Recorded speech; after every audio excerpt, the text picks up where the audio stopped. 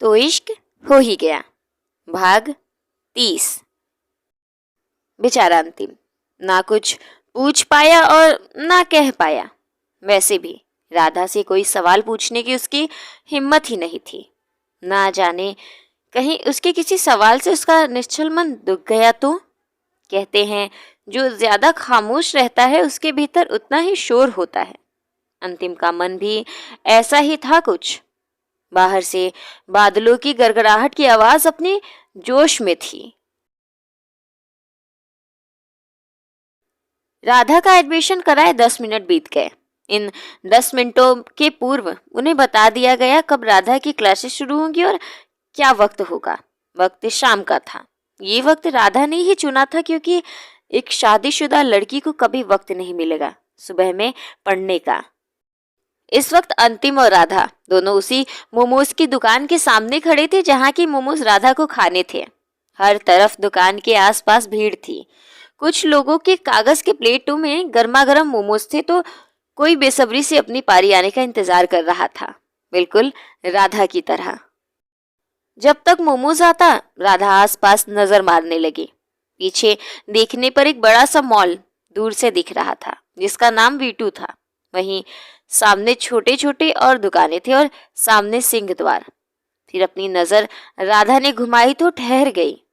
अंतिम खामोशी से राधा के लिए गर्मा गर्म मोमोज हाथों में थामे उसके पास आ रहा था। जब अंतिम उसके पास आकर रुका तो गौर किया। एक बार फिर राधा उसकी ओर देख कहीं खो गई।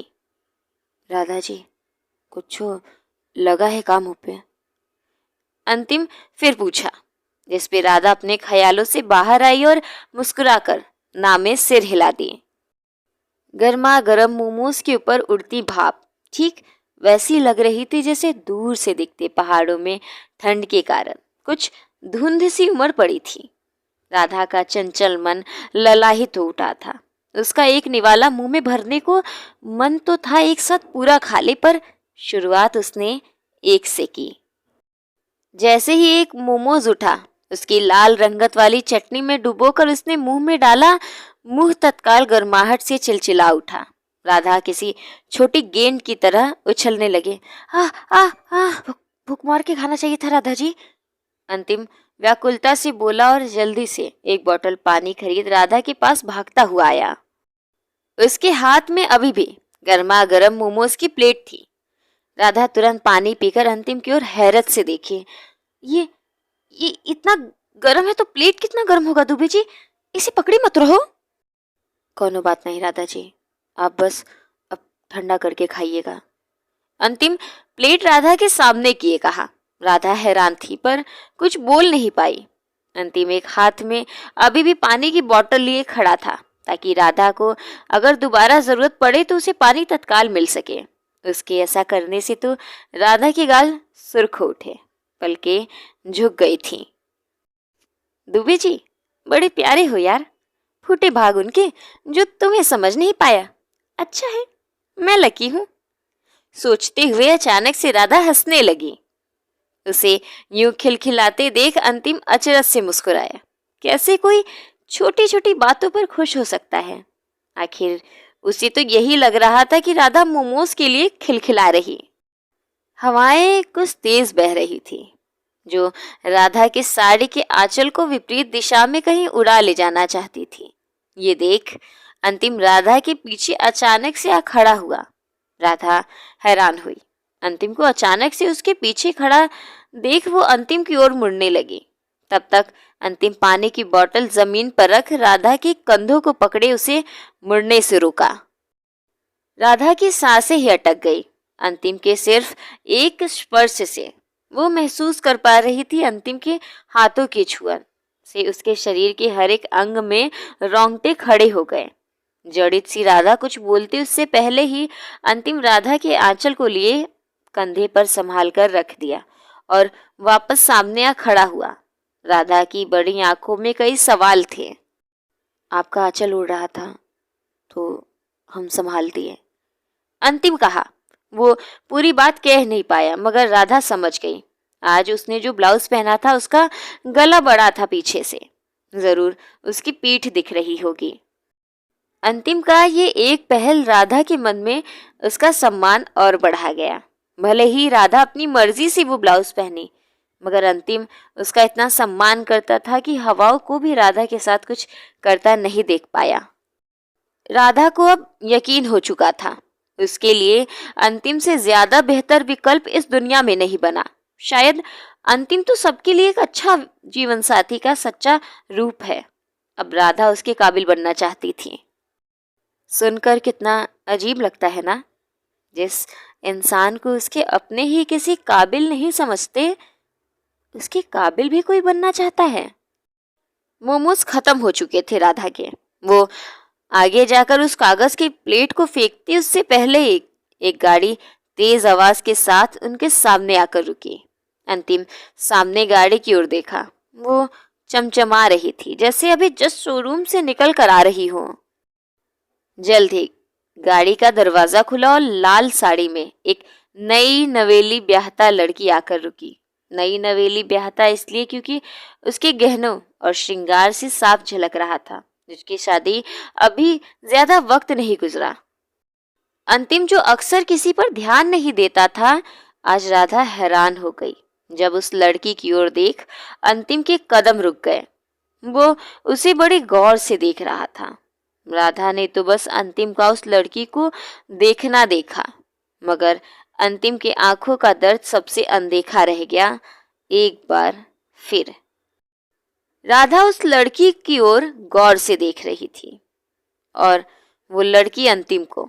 उसके चेहरे पर अंतिम को देखते ही एक गुरूर भरी मुस्कान आ गई।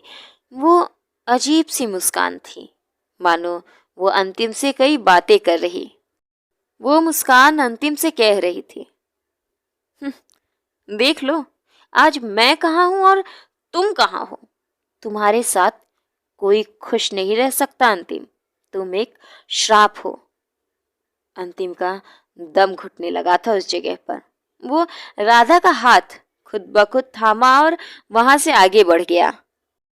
राधा अचरज से अंतिम को फिर उसके हाथ को देख रही थी, जो राधा की कलाई थामे उस भीड़ वाली जगह से कहीं आगे बढ़ रहा था। मगर एक ही क्षण में अंतिम राधा की कलाई छोड़ दिया जब वो लंका चौराहे पर आ गया। राधा अब भी उलझन में थी। अंतिम तेज सांसें भर रहा था और उसी गति से हवाओं का आना भी तेज हो गया। तुम उसे जानते हो दुबे जी? अपने शक की सच्चाई जानने के लिए राधा ने अंतिम से सवाल किया। उनके आसपास कई अनजान चेहरों की भीड़ थी, जो बिगड़ते मौसम से बचाव के लिए एक अच्छा सहारा खोज रही थी। राधा की ओर मुड़ अंतिम बिना किसी भाव के राधा के हाथों में पकड़े कागज के प्लेट को अपने हाथ में थामा। कागज के प्लेट का उपयोग करके आप क्या करेंगे राधा जी?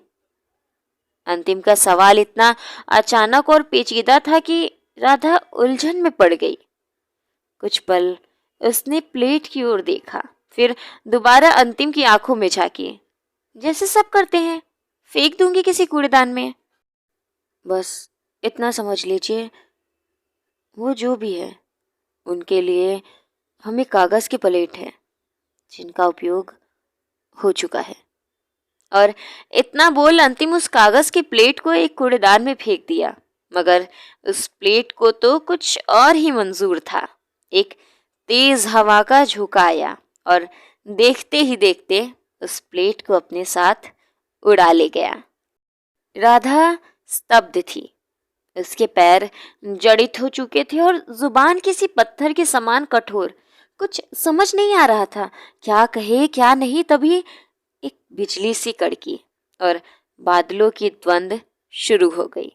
उन काले विशाल मेघदूतों के बीच से सरकता हुआ कंकड़ नुमा वो बारिश की एक बूंद सीधे अंतिम की आंखों के ठीक नीचे आ ठहरा।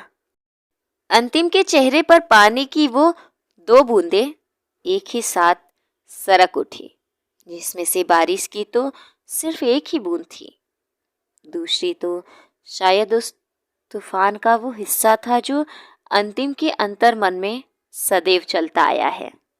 बारिश तेज होती उससे पहले ही उन दोनों बूंदों को एक और दरकिनार कर अंतिम अपने चेहरे पर वो खामोशी दोबारा ले आया, जिसे हटाने की नाकाम कोशिश में हमेशा लगी रहती है राधा। एक ई रिक्शा रुकवा अंतिम राधा की ओर देखा। बैठिए राधा जी, घर जाने का वक्त हो चला है।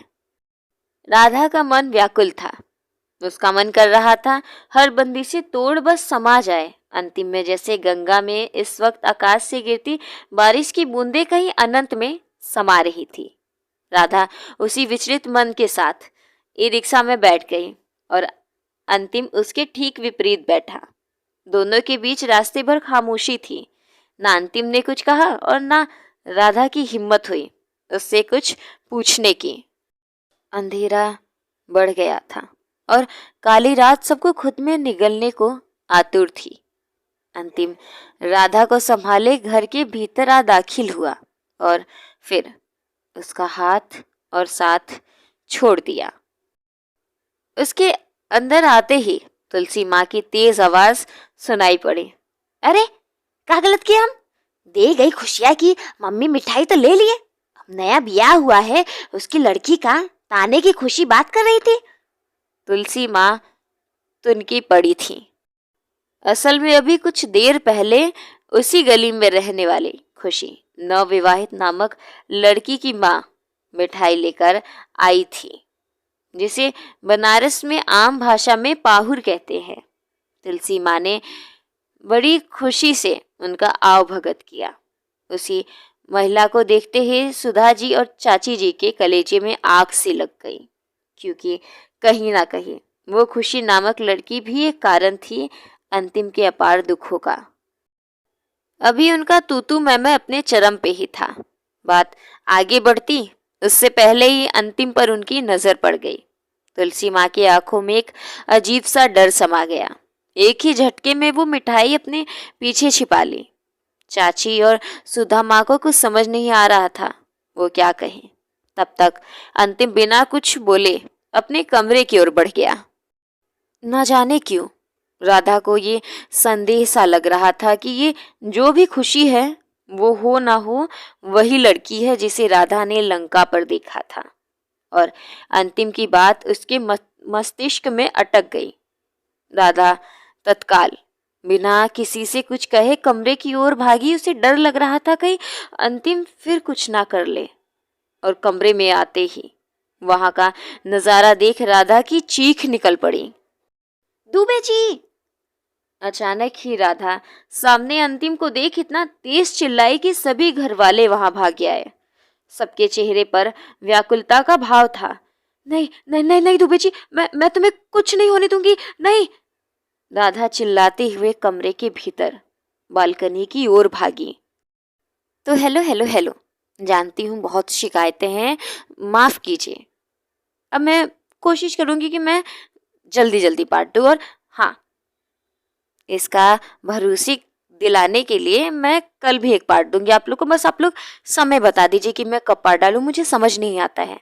हाँ, सुबह मैं नहीं डाल सकती पार्ट, तो आप शाम में मतलब 7 बजे, 8 बजे, 9 बजे, जितने बजे आप बोले मैं उस वक्त मैं पार्ट डाल दूंगी कल। तो आप लोग कमेंट में ज़रूर बताइएगा।